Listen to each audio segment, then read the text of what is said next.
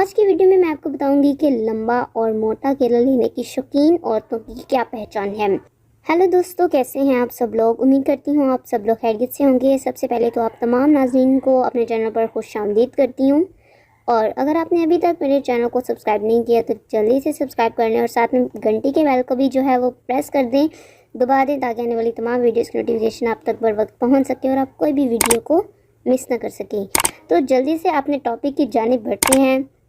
Viewers, औरत के अंदर शहूत मर्द के मुताबिक जो है वो बहुत ज़्यादा होती है, लेकिन इसके बावजूद दुनिया की अक्सर औरतें जो है वो मर्द और औरत को जो है वो हम बिस्तरी के लिए मजबूर नहीं किया जाता।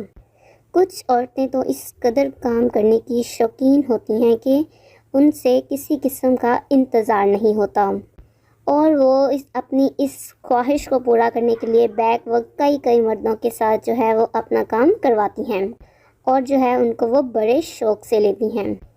इनके पास वसाइल की कमी नहीं होती और वो पैसा वाफिर मिकदार में इस काम के लिए इस्तेमाल करती हैं।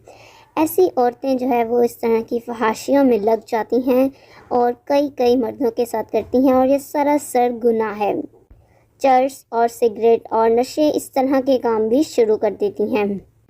क्योंकि इस तरह की औरतों के दोस्त भी जो है वो बुरी तरह की महफिलों से उनका भी ताल्लुक़ होता है, तो इसलिए उनको अपना काम भी करवाने में इतनी दिक्कत पेश नहीं आती।